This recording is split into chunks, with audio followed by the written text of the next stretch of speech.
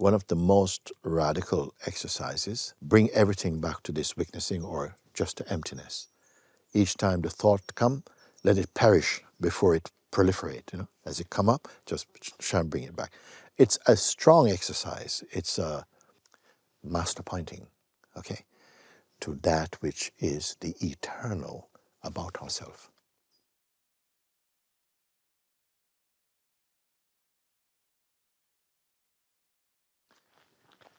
You see, when we speak about also that one of the major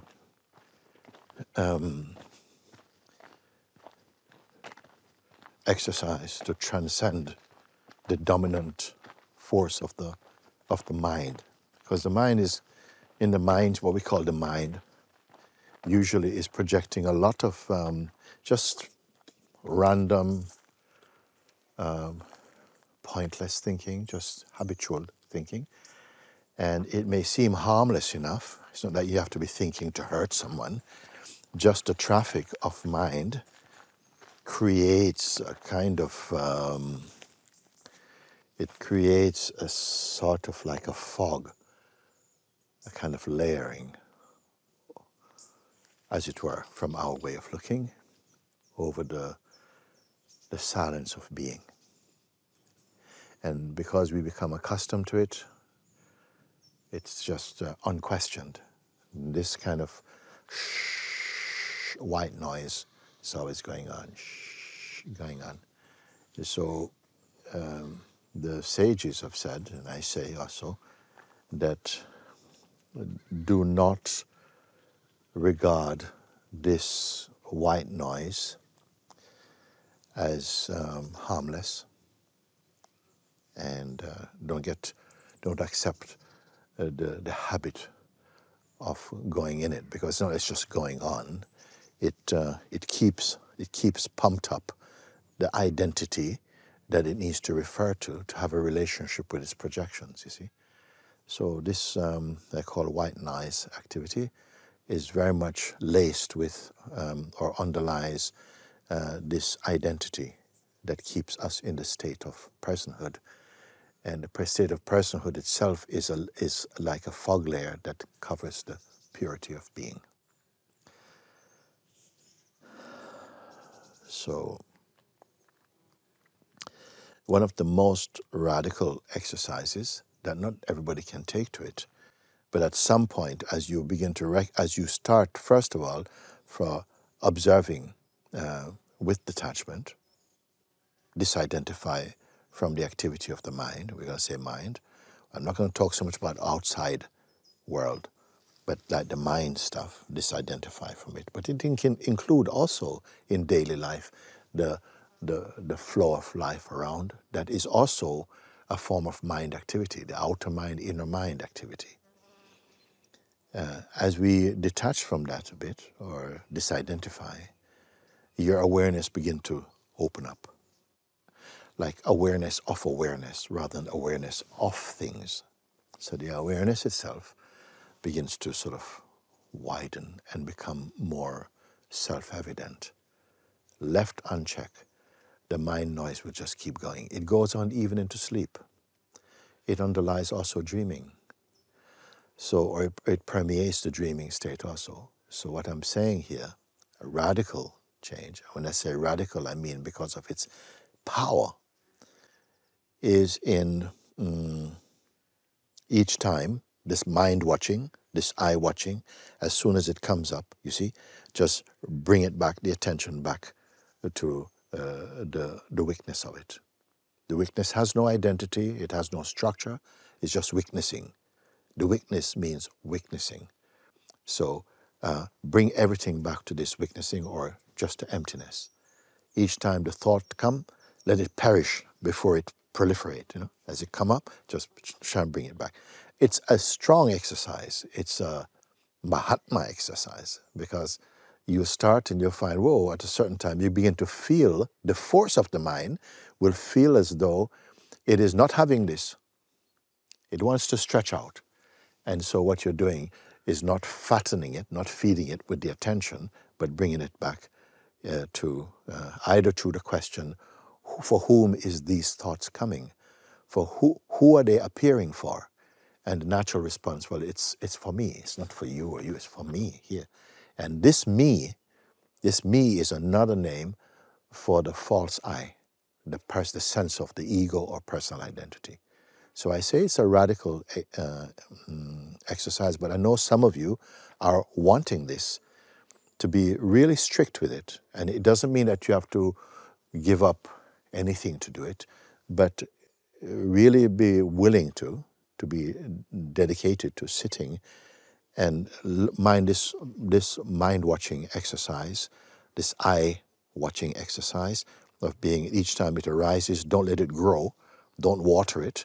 You sort of like bring it back to the fact that into the emptiness from where the seeing of it is coming. You may have to watch this over and over again for a while before you start exercise. Just listen, understand what I'm sharing. So keep bringing it back, neutralize. And after a while, you break the speed, you break this kind of saturation.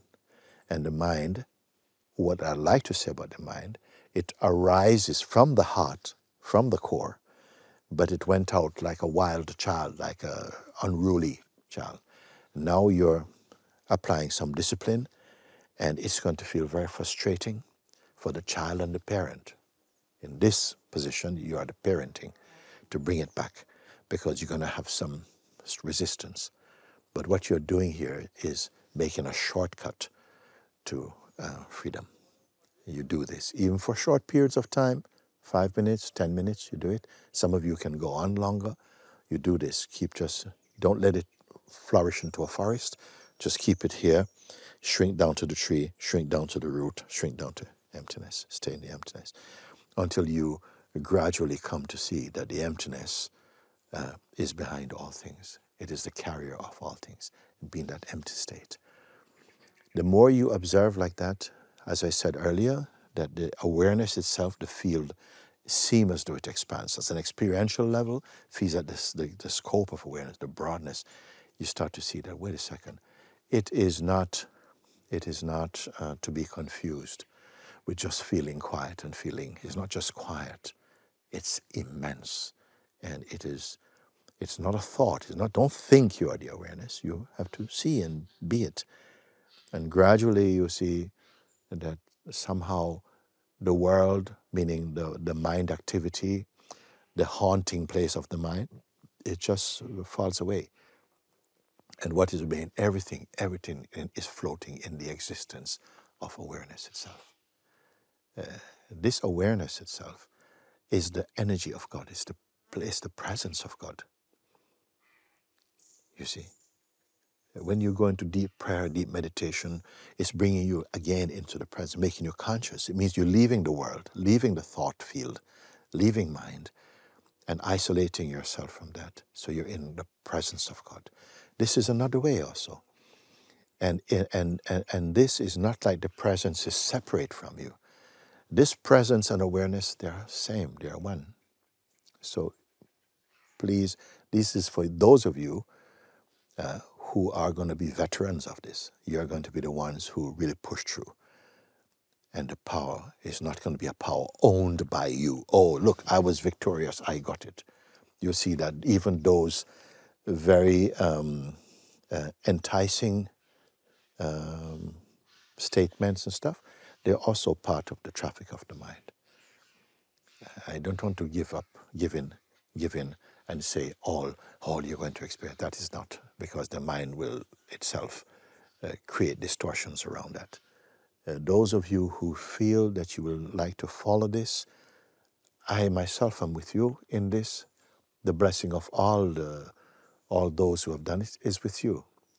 The grace of the self is with you. Lord of the universe is with you. All outcome of this is the oneness of reality. And you are this reality, you see? This is not a compliment. It is simply the truth, uncovered. So bless you for this. Bless each one in the hearing of this. And there is no failure. Don't count anything as a failure. Even the mind comes very loud. It just means that it's being exposed more. And in this radical exposure, it's throwing up all its dirty works is coming up. Now, the only one who will suffer this is the person who who cohabits with the mind. They work together. You are not that. You are the weakness of both of that. So get used to that. This is master pointing, okay, to that which is the eternal about ourselves. God bless you. Thank you. Thank you. Bless you. Om. Jai Ramana. Jai Papaji. Jai Nisargadatta Maharaj. Jai Buddha. Jai Lord Christ. Yes.